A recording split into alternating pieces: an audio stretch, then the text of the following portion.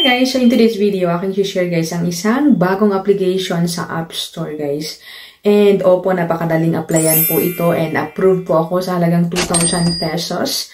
Ayan, napakadaling applyan na sabi ko kasi nga wala pang 2 minutes ay approve na po tayo sa halagang 2,000 pesos. So kung interesado ka sa video ito, keep on watching, mag-subscribe and mag-like na rin kung hindi ka pa nakapag-subscribe. And of course, mag-comment sa baba para mapabilang ka sa upcoming na pag-giveaways natin.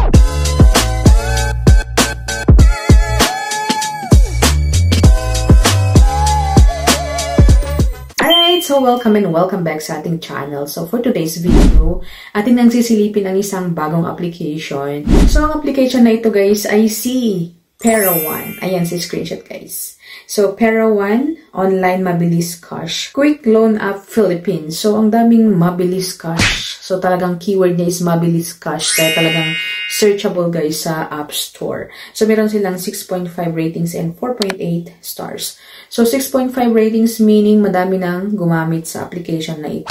So ayon sa kanilang ads guys, nagpapautang sila up to 50,000 pesos. So 50,000 pesos po yung pwedeng pautang or hiramin dito. Pero hindi pa tayo sure kung 50,000 ba ang papahiram nga kasi nasabi ko na kanina 2,000 pesos po yung approved na amount as first timer. Sabi dito, fast disbursement your preferred account to your GCash. So, pagka-install po guys is magpapakita agad-agad yung pwede nating jutangin. So, 50,000 pesos.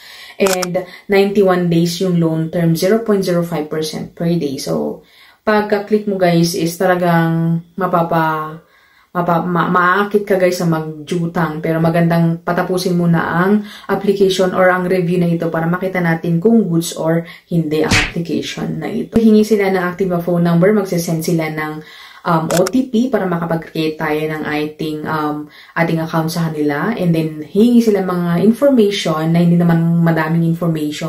By the way guys, nung nag-enter ako ng aking phone number nga, nag-create ako ng aking account, ay nag-change po yung offer nila. So, that is 20,000 pesos. So, click natin yung apply. So, hingi sila ng information nga, like yung mga questions. So, andyan si screenshot. How many online loan do you have currently? How many times do you borrow? Longest overdue, educational level, type of housing, marital status, and monthly expenses. Yung ating work information naman, ayan, industry, payroll, monthly income, next day, pay date, and then yung ating email address. And then, next one is yung ating contact references. So, nangangailangan sila guys ng 3 na contact references. Lagi kong nire-remind guys na pag bibigay po tayo ng ating contact references ay sasabihin natin sila na ilalagay natin kasi yung mga agent po ng mga ola-ola is makukulit po sila guys and baka yun pa ang pagsisimulan ng jaway, ganun. Anyway, click natin yung next. Ito na ang mga ID na pwede dito. National ID, Postal ID, Teen ID, PhilHealth, SSS, Voters ID. Voters ID. Parang may pinsan Voters ID, guys. Wrong spelling, wrong. So, alam na this, ha? And driver's license, passport, UMID ID. And then, presto na ay magpaproceed na tayo kung anong ID talaga. So, sa akin, PhilHealth. And then, may picturean ko yung ID. And, makakapture yung mga ID number, birthday, and then yung gender. So, manually, ilalagay natin yung ating pangalan. And then, next one is yung pa-selfie. So, meron silang instruction dito. Alam nyo na yan, guys. And then, click natin yung start para makapag-selfie. And then, yung ating withdrawal channel agad-agad na. So, GCash, Maya, GrabPay. So, sa akin, pay Maya na lang lagi para safe. Pag kunyari auto-disburse, at least malalaman po natin. So, ayun ang i-review na nila yung ating application in just 5 seconds. O, diba? Apakabilis, guys. And presto, andyan na sa screenshot yung approved na amount na worth of 2,000 pesos. So, repayment days, November 18, agad-agad. So, at least nakita natin kung kailan yung ating due date. So, November 18. So, magbibilang po tayo, guys, from ngayon up to November 18, that will be 7 days.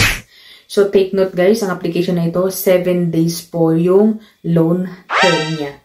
Anyway, ayan, so pwede tayong magbayad first repayment and second repayment. Pero as you can see sa screenshot guys, na kung magbabayad po tayo sa first repayment na is automatic na bayad po yung ating loan na sa kanila. So first period, 2,000 pesos. Repayment date nga, November 18. And then second period, yung 45 pesos which is yung ating interest. Yung interest nito guys, November 11. So, kung magbibilang po tayo from now that is 91 days siguro. So yun yung nilalaki dito na 91 days pero talaga 7 days po siya. Repayment date sa third repayment pala siya guys. I thought it's 2 repayment. So 3 repayment period. So first repayment 2,000 pesos which is yung jutang natin. And then second and third repayment is yung interest niya. Pero kung susumahin nyo guys, pagbayad na tayo ng first repayment, automatic na bayad na po yung ating hiniram sa kanila. So, yung details guys ng mga bawas sa 2,000 pesos, andyan siya. So, service fee, that is transfer fee, charge on disbursing is 740. So, di ba, apaka malaki guys, 740. And then, interest 91. And then, yung disbursement niya, 1,260. So, kung i-compute natin guys, so 1,260 divided by 7, that is 180 per day. Ayan, so medyo may kalakihan talaga guys. Sinasabi ko namin, medyo may kalakihan na nga siya kasi nga 7 days and that is 1,000 or 2,000 yung ating babayaran. And pagka-receive natin 1,2, so halos half of the money guys na hiniram natin yun pong marireceive and medyo masakit sa bulsa guys. Ayan. So, sinishare ko ito para awareness din sa mga maghiram or sa mga naakit kay Pera 1. Ayan. So, for me is hindi ko siya maire-recommend sa inyo since 7 days po talaga siya. Sinasabi dito guys na 91 days pero pagkabayad natin ng 2,000 sa first repayment automatic na nga siya. Kaya guys, ano sa tiningin nyo? Okay ba itong utangan o hindi? Please i-comment sa baba. Ayan, kung sino pang nakasubok dyan, i-comment din nyo sa baba kung ano yung mga experience nyo dito sa application nito na si Pera 1. So, ayan guys, ang aking review sa isang application na naman po na bagong-bago.